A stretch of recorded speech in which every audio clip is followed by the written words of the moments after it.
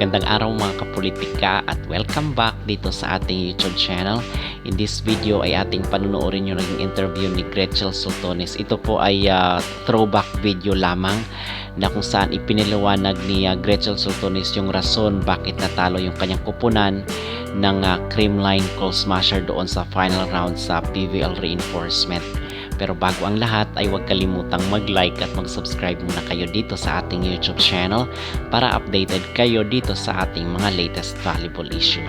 So kung inyong matatandaan po is na napag-usapan natin at tatalakay natin itong pagkatalo, pagbagsak ng Akari Chargers dito sa mga kamay ng Creamline Coal Smasher, na kung saan isa sa pinaka main reason doon bakit natalo itong Akari ay dahil sa against the world yung kanilang championship or yung kanilang final match with Creamline Coal Smasher dahil sa naging issue nila with PLDT high speed hitters.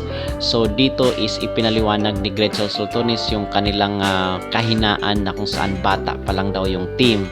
So isa rin yung sa mga pinaka main reason, at the same time yung suporta mula sa crowd. So dito is nakita natin na natalo sila in 3 straight sets.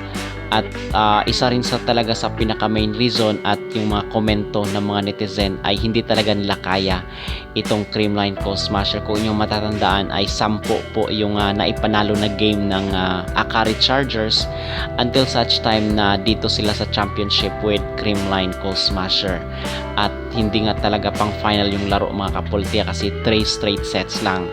Maganda pa nga itong signal na kung saan talagang intense yung laro nila. Kung sila ay naglalaro ay umaabot talaga ng 5 set. Okay, so dito sa Akari is 3 sets lang. So talagang malaking question po yun dito sa kailang kupunan. But nakapag-move on naman po itong team. So ating panunuorin po yung video at throwback video ni Gretchen Sultones dito pagkatapos na matalo yung kailang kupunan ng Creamline Coal Smasher. Sobrang happy kasi yun nga po, yung target po namin na sa team is 4-5. So, hindi namin talaga to in-expect na abot kami ng championship. So, super happy kami kahit anong nangyari kanina. Great!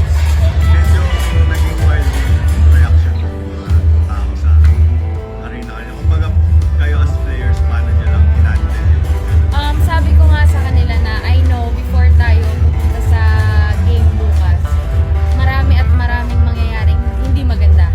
So, yun nga, prepare namin yung sarili namin, and kahit naman ano pang gawin namin, tama o mali, meron pa rin masasabi yung bawat isa. So, sabi ko, kapit lang po sa isa't isa, kaya natin yun.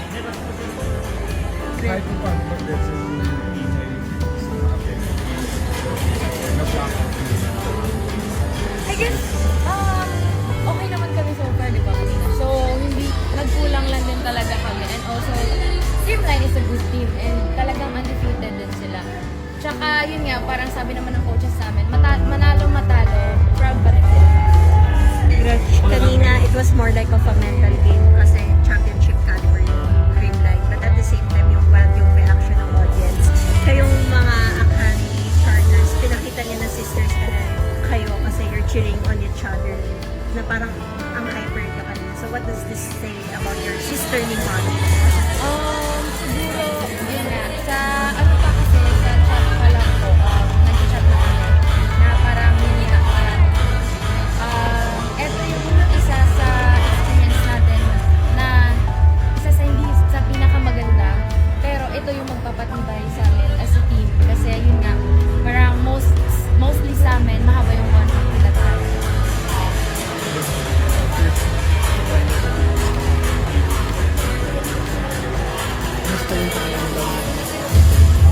Sobrang saya. At ganito naman, magpa-party po yung owner namin. And wala, sobrang happy talaga kami. Kasi kahit naman nag-second kami, ang hirap nung pumunta dito.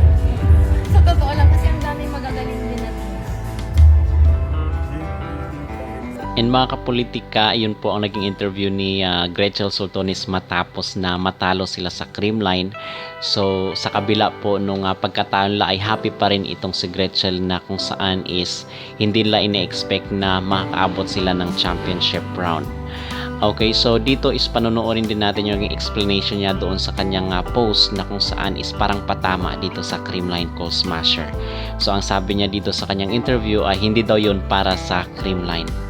Ano naman, like, as in talagang nag-tweet lang ako kasi, guys, not connected sa volleyball. Kasi I posted that before nung, diba, nag-post ako bago lumabas yun. And also, no hate tayo guys, relax lang tayo. And also, open context naman yung tweet ko. So, sana, peace na lang. Paano mo lang kinikip yung focus mo sa kabila ng ganun? Sabi ko, hindi naman sila nagpapakain sa akin or what. So, nagpapasweldo. So, parang sabi ko, for the team. And also sabi ko, hindi dapat masayang yung pinagtrabahuan namin as a team.